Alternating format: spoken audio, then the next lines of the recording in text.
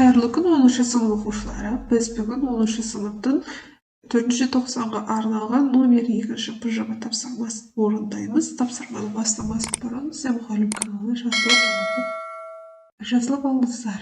Тақырыбы: сәулет өнері, тілдік жүйе және норма бөлімдер бойынша жиынтық бағалау тапсырмалары бірінші нұсқа. Оқу мақсаты: көпшілікке арналған дәріс, интервью, очерктің құрылымы, мақала рәсімделуін білу, жанрлық ерекшеліктерін талдау. 15-20 минут 2 тапсырма беріледі. Мәтінді түсініп оқыңыз.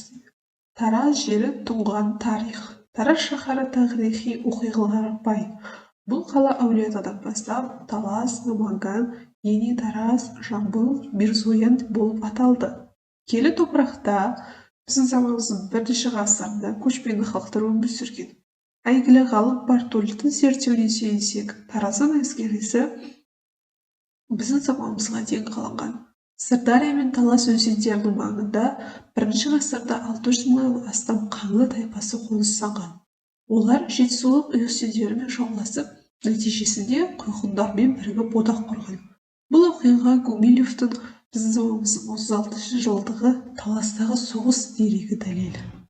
Бізде осы Тараз жері тұнған тарих бойынша мәтін берілген. Осыны мұқият оқып шығамыз. Бізде барлығы 387 сөзден тұрады. Неге оқу керек? Өйткені бізде келесі тапсырмалар осы мәтінге байланысты. Бірінші тапсырма: мақаланың құрылымы мен рәсімделуін анықтаңыз дейді. Кіріспе: негізгі ойға қысқаша тоқталу, негізгі бөлім, қорытынды, негізгі ойды қорытындылау. Бізде мақаланың құрылымы мен рәсімделуі 3 бөліктен тұрады. Мақала 3 бөліктен тұрады. Бірінші, кіріспе: Тараз өңірі жалпы аймақ туралы қысқаша мәлімет берілген. Негізгі бөлім: ежелгі Тараз қаласының тарихы, археологиялық деректер, ескерткіш туралы толық баяндалады. Қорытынды: қаланың қазіргі жағдайы мен тарихи маңызы жинақталып айтылады. Екінші, мақаланың түрлеріне анықтама беріңіз дейді. Мақаланың түрлеріне анықтама: бізде ақпараттық мақала белгілі бір оқиға немесе дерек туралы нақты мәлімет береді. Танымдық мақала оқырманның білімін кеңейтеді, тарихи ғылыми мәліметтер ұсынады. Публицистикалық мақала қоғамдағы мәселелерді көтеріп, автордың көзқарасын білдіреді. Берілген мәтін танымдық ақпараттық мақала, себебі ол Тараз қаласының тарихы мен деректерін таныстырады. Екінші тапсырма: Тараз жері тұнған тарих мәтінінің негізгі ойын сақтай отырып, ықшамдап конспект жазыңыз. Тараз жері тұнған тарих. Тараз Қазақстандағы ең көне қалалардың бірі. Оның тарихы терең ғасырларға кетеді. Қала Ұлы Жібек жолы бойында орналасып, сауда мен мәдениеттің маңызды орталығы болған. Таразда түрлі өркениеттер мен халықтардың ізі сақталған. Бұл оның тарихи маңызын арттырады. Қалада көптеген көне ескерткіштер бар. Солардың қатарында Айша бибі кесенесі мен Бабаджа хатун кесенесі ерекше орын алады. Бұл сәулет туындылары сол дәуірдің мәдениеті мен өнерінің жоғары деңгейін көрсетеді.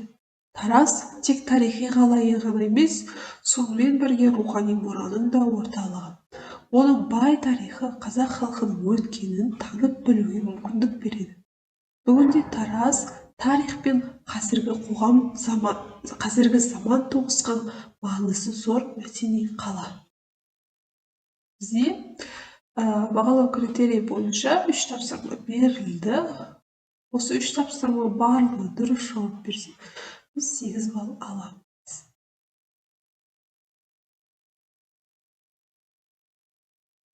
Екінші нұсқа: сәулет өнері, тілдік жүйе және норма бөлімі бойынша жиынтық бағалау тапсырмалары.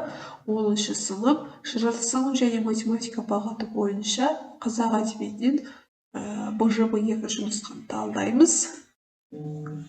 Тақырыбы: көпшілікке арналған дәріс, Интервью, мақала, очерктің құрылымы рәсімделуін білу, жанрлық ерекшеліктерін анықтау. Тапсырма: мәтінді мұқият оқыңыз. Астана келбеті. Есілдің сол жағалауындағы бәйтерек монументі жан-жағынан нұрын төккен алып шарды биікке көтеріп, өмір мен бейбітшілік символын күллі әлемге паш етіп тұр.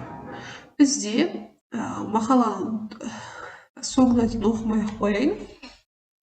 Астана келбеті бойынша бізде осы 137 сөзден тұратын мақала бар жазылған. Енді осыны талдаймыз. Сұрақтар беріледі. Мәтін бізде бірінші сұрақ.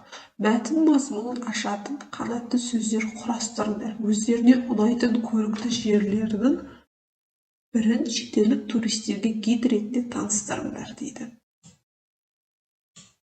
Біз мәтін мазмұнын ашатын қанатты сөздер. Астана болашаққа бастар жас қала. Ел жүрегі елорда, елорда көркі бірлік бейбітшілік. Сәулетті қала тәуелсіз елдің айнасы. Астана мәдениет пен ғылымның тоғысқан ордасы. Заманауи ғимараттар ел дамуының белгісі.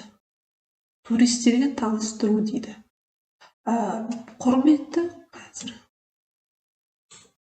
Құрметті қонақтар, сіздер еліміздің ең көрікті нысандарының бірі бәйтерек монументімен таныстыруға қуаныштымын.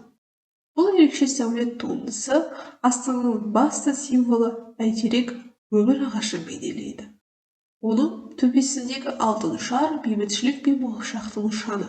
Онда көтерілсеңіздер, қаланың әсем көрінісін тамашалай аласыздар.